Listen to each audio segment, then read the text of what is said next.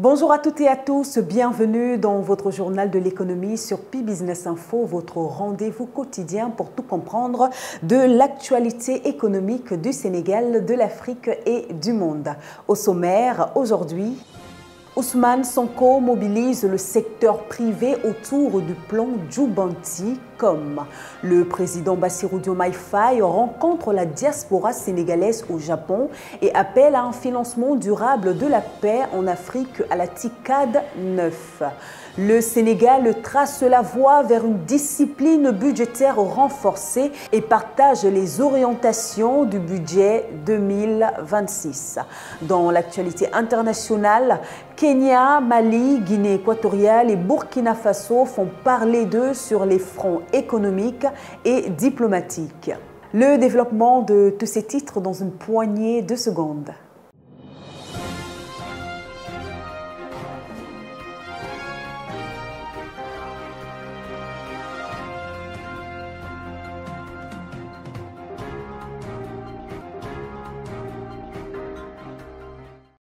Actualité nationale, Ousmane Sonko mobilise le secteur privé autour du plan Djoubanti-Com. Le Premier ministre Ousmane Sonko a réuni les acteurs du secteur privé national pour leur présenter le plan de redressement économique et social Djoubanti-Com. Les organisations patronales ont salué cette démarche et se sont engagées à accompagner l'État dans l'agenda national de transformation. Le président Diomaye Faye à la rencontre de la diaspora à Yokohama. En marge de sa visite officielle au Japon, le président Bassirou Diomaye Faye a échangé avec la communauté sénégalaise de Yokohama. Il a salué leur rôle clé dans le développement économique et culturel du pays et les a invités à s'impliquer davantage dans les projets nationaux. TICAD 9, plaidoyer pour un financement durable de la paix en Afrique. Toujours au Japon, le président Faye a pris la parole lors de la 9e conférence TICAD. Il a insisté sur la nécessité d'un financement solide des opérations de paix en Afrique, plaidé pour une réforme de multilatéralisme et présenté la vision Sénégal 2050, invitant les partenaires au forum Invest in Sénégal prévu en octobre à Dakar.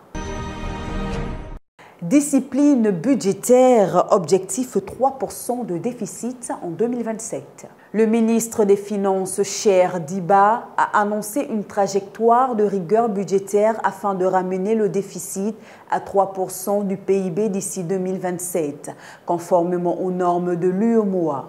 L'État veut ainsi rationaliser les dépenses tout en préservant ses missions essentielles.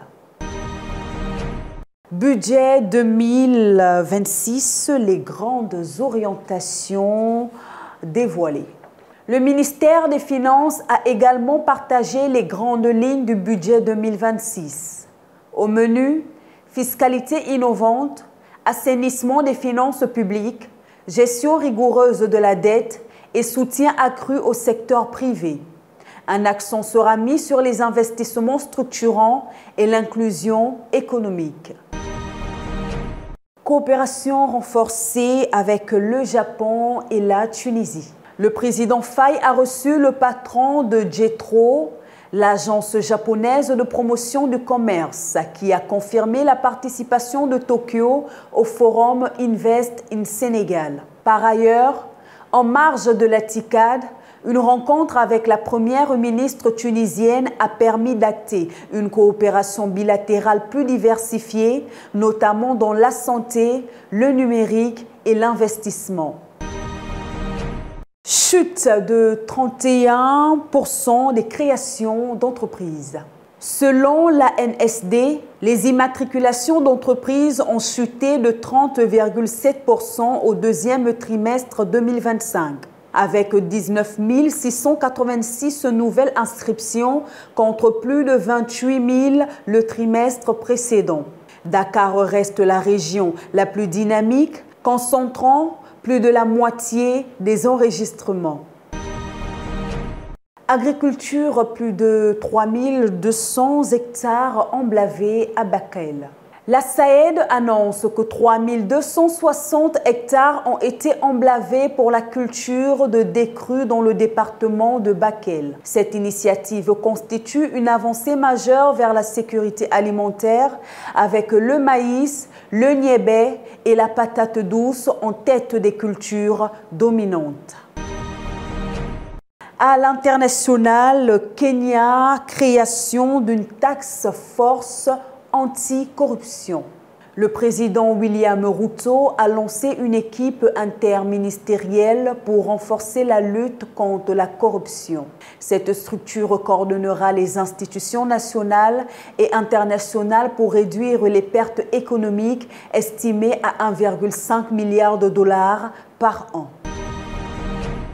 Mali, Émirats arabes unis, 11 accords signés. Le Mali et les Émirats ont conclu 11 accords couvrant la diplomatie, les infrastructures, l'investissement, l'énergie et la sécurité.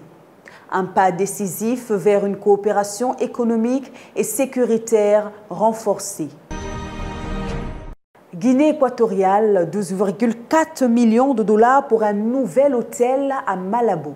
La BDEAC finance la construction d'un hôtel 4 étoiles à Malabo. Ce projet générera 100 emplois permanents et vise à diversifier l'économie équato-guinéenne, encore largement dépendante des hydrocarbures. Burkina Faso, production de blé en forte hausse.